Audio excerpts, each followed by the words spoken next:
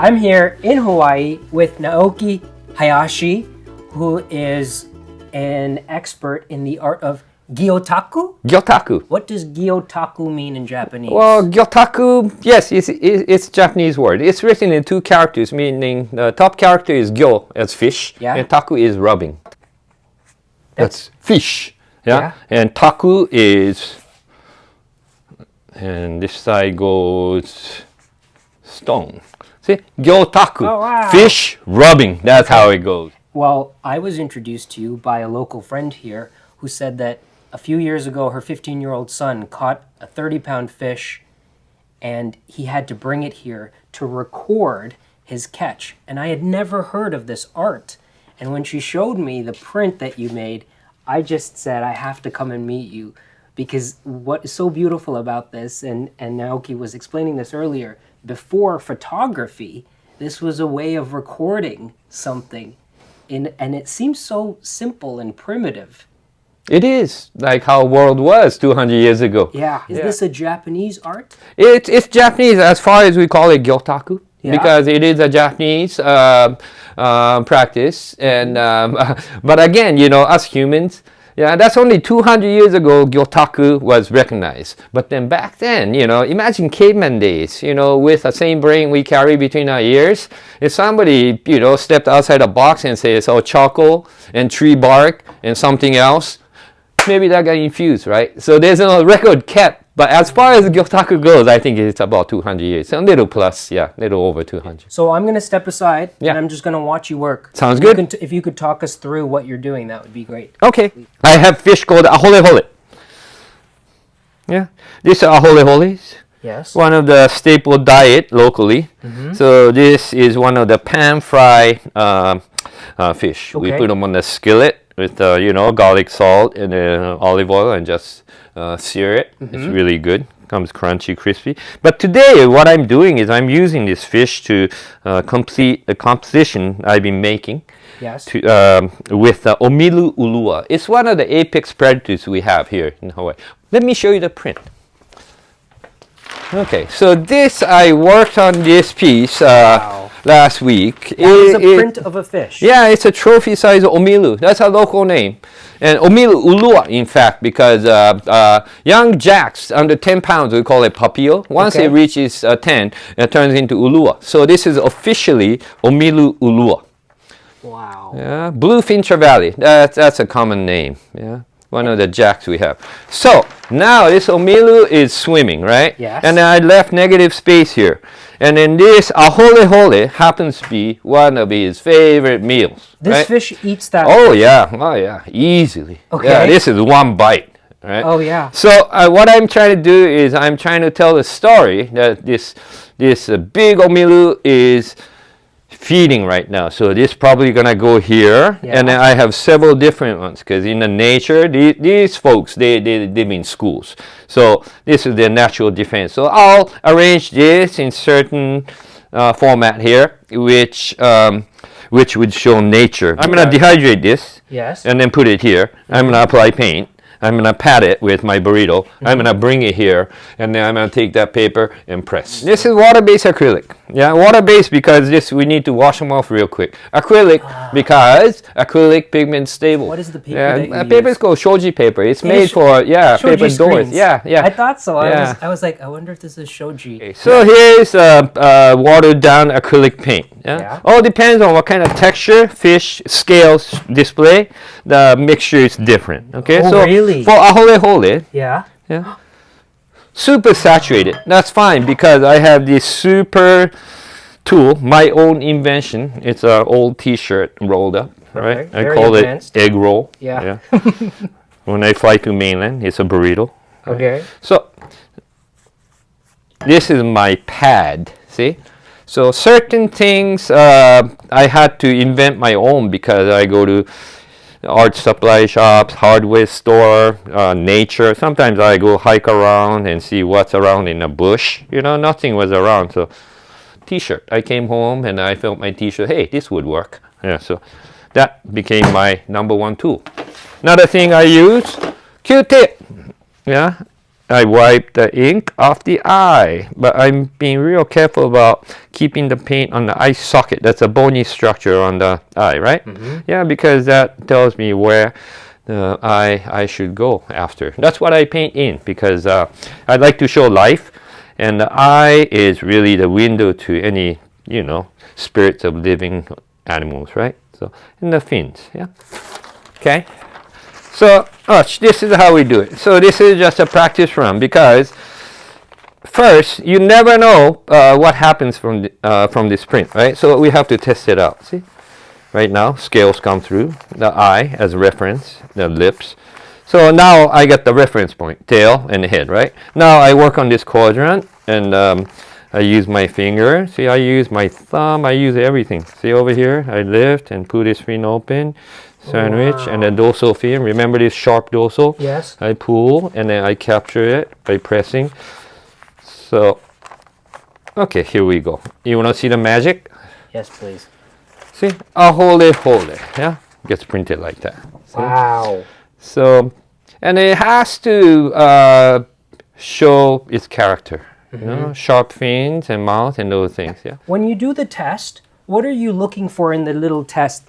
I'm looking for saturation rate and a mixture of the paint. Like as I mentioned to you earlier, all depends on the scales. I have to adjust this. So if you look at this, how do you feel about this? Well, what is your thought process? Well, there's a couple of things. This thing is teaching me right now. The top of the gills had organic fluid trapped in it, so I should clean that. And then, dorsal fin could be captured a little bit more. Yeah. So this is actually the map I created. So based on this, I learn from it, and I control the next impression. Naoki is not just printing fish. The thing that I saw, which took my breath away, was the octopus. Oh yeah, and it was like, so I guess every creature is like a different, the texture of it, the viscosity of it. Exactly. I mean, I can't imagine the feeling of printing the octopus. And also their behavior, see? Yeah. Because I try to show life, so if you just mindlessly press a dead subject, okay? Yeah. Because we're gonna eat it, so it's dead, right? Yeah, then it's not gonna show life. So try to bring life back into the composition, so our minds can be entertained, seeing the healthy, thriving nature. We don't want to see suffocating nature, right? That's gonna make us feel stress, wow, But then if the image is thriving and inviting, you want to go out there, spend some time, right? Yeah. And that's what I want to do. I want to bring nature, healthy nature into people's homes, I didn't even think of that. Yeah, right. But you explaining that is really valuable.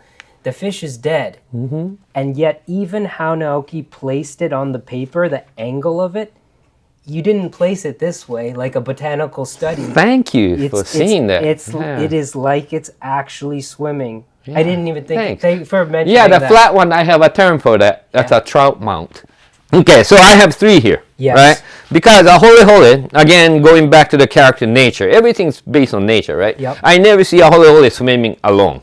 Yes. They're schooling fish. Yeah? That's their defense. So when I see 100 holy swimming together, I see the whole school as one animal almost. Yeah. They act like it. Yeah.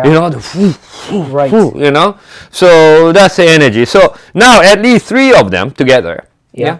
They feel comfortable. They're kind of detached from huge school. But now these three little fish, they're getting targeted by the big omilu I showed you earlier. So that's a story. Yeah, based on map image I made, I'm doing a little cleaning. So, any organic subject will have organic matter. So, like just the fluid. So this is what got on paper, right? And then obviously organic fluid, as we mentioned earlier, it will decompose. So we don't want the oxidation to be setting. Decomposition is to be taking place on paper, because I always imagine long-term preservation, not for just us to see, generations to come in the future to be able to witness the world from today. So my plan was maybe fish here, first one here, and then stack it up. So let's see what happens, yeah?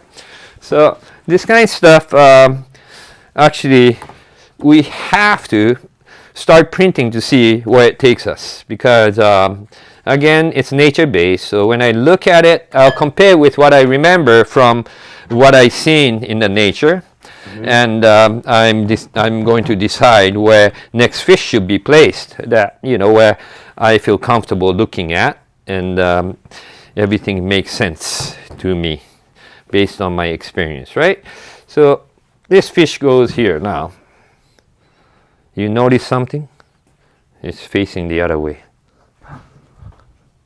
Right? Wait, no, I don't notice. What do you mean? Yeah, the initial map yes. we did was, yeah. Oh, it was the other side of the fish. Yeah, right? Oh, is that a problem? No, it's intentional. Because now, because when you make a press, it'll be reverse, right? Oh, yeah, right. so I was just testing to see. And then now, what I want to do is, see, predators don't come out to the bait with mouth wide open because it's not hydrodynamic. Okay. Yeah. Oh. Yeah. They use a mouth as almost like vacuum cleaner because gill plates open, and then it creates a vacuum inside, and a whole bunch of water would be sucked into the mouth, and that's what gills do. It's almost like a aquatic pump. So this fish, I would place the bait right here probably, because next half second he's gonna be eyeing it and his mouth's gonna open and bait will be sucked in. Wow. So instead of placing it in front of his mouth, like, that's something I guess human mind would imagine, but then this is actually what takes place in the nature.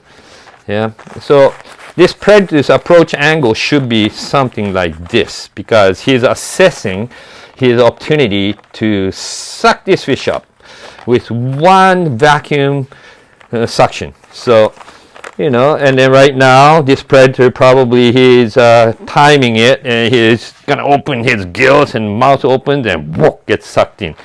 So, see, that will be the start of my composition. I will use this guy.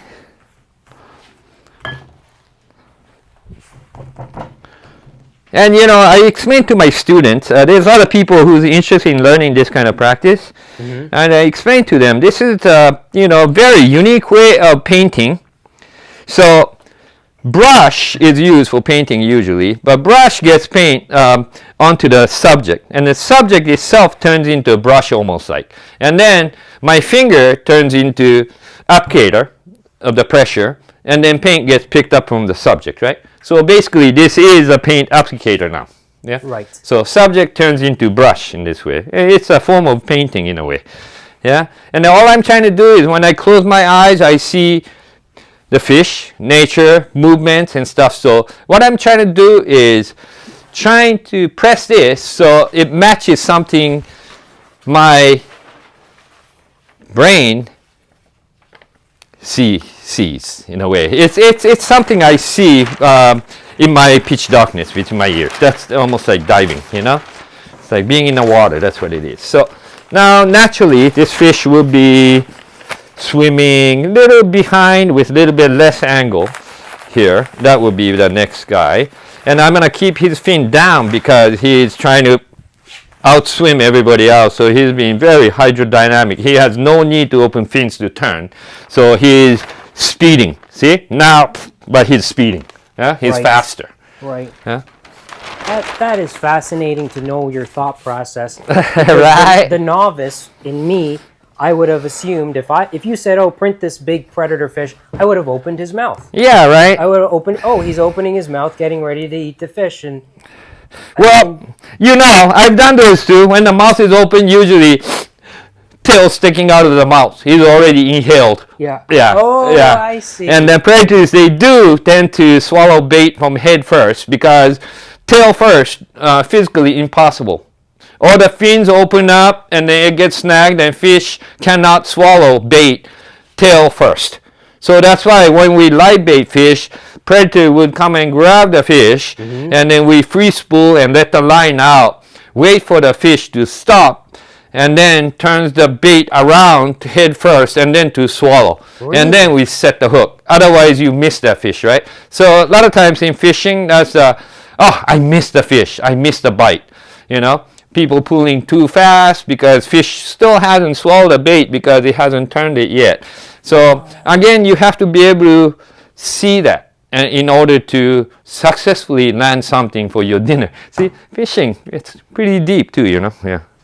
But anyways, it's different than this portion of what I do, right?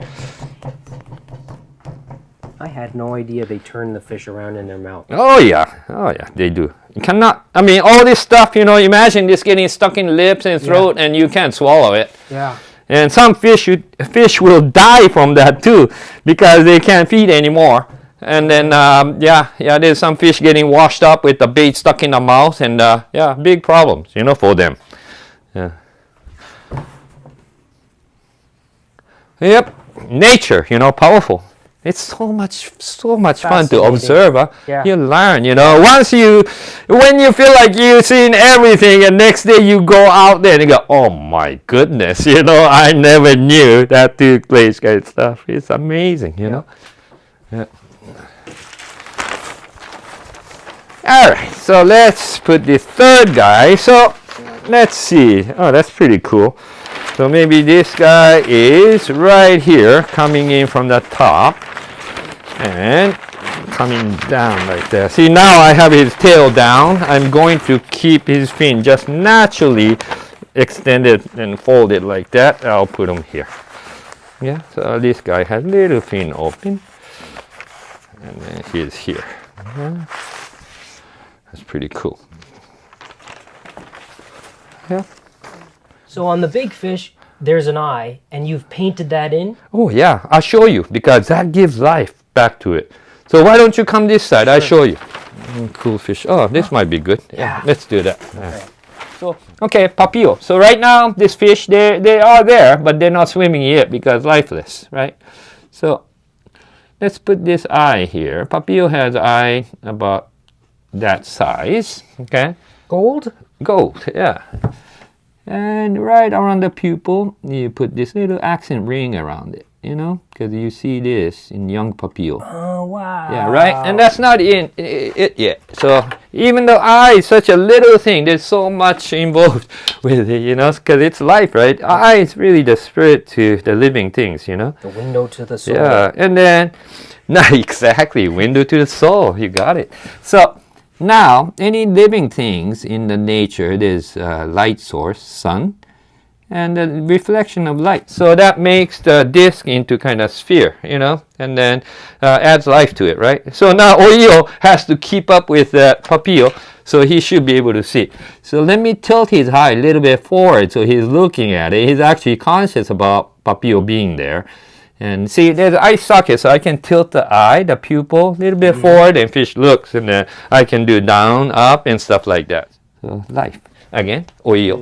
And bonefish has a gelatinous cover over the eye, and there's no ring around the pupil. So again, knowing the subject you're working with is critical to show life, right? So my students, when they want to learn this, I always tell them, go get yourself masking fins and go in the water. You know, and then start collecting some ideas and images that you're interested in. And then when you come back here and you can see the ocean nature, and then you get to start having fun, showing what we love to see out there, right? So this aholeholes, yeah? Okay, a few things we have to do here. Okay, so aholohole, I close my eyes and I see the ocean and I see aholohole. All the colors I need to mix. Okay, so water, this is almost like watercolor technique. I use water to feather the colors. So wherever colors blend, I put water. So yeah, if you look at the detail, look into the detail, I'm not watering everything. I'm just watering the center of it. That's where the paint colors mix, right? Okay, so it's a feathering effect. And aholohole has you already seen the real subject, so you know how silver it was. Yes. So obviously this is the silver I mix. Yeah, I got 3 little fish there. Maybe later on I might change my mind and do the whole thing, but I want to show you how I go about it, right? So let's add silver to mostly the belly section of aholohole. Yeah.